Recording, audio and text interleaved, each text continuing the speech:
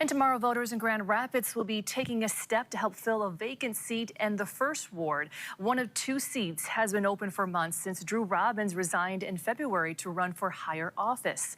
News 8's Nicole Tam has been following that discussion among commissioners. She's joining us now live in the studio. Just talk about how did we get here, Nicole? Yeah, so this has been months that I've been watching this. Originally, after Drew decided to resign and step away, commissioners were kind of tasked to appoint that temporary replacement until at the end of his term, so that's the end of the year.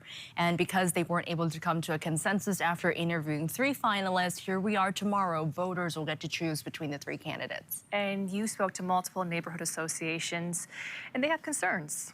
Yeah, I called a bunch today. We talked to two of them on camera, and they all kind of had a similar idea of, yes, there is a person right now. There is still one commissioner in that ward, but not two of them are there right now. So being down one person to represent them, they believe is lacking in representing the issues that matter to these people in this ward. So those neighborhood associations really hoping for some sort of resolution soon.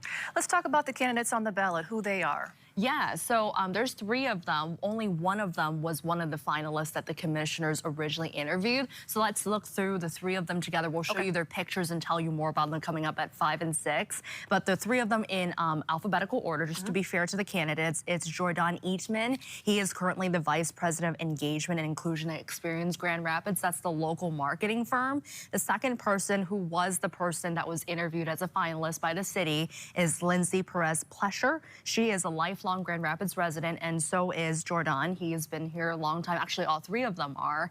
And Lindsay is also a mental health advocate. And the third candidate here is Steve Tibby. He is a community engagement, economic development, also born and raised in Grand Rapids. So three candidates, people have to pick two of them, because then in November, in the general election, then they'll pick one. So it's going to be a few more months until that seat will be filled. So right now, just one person representing the ward.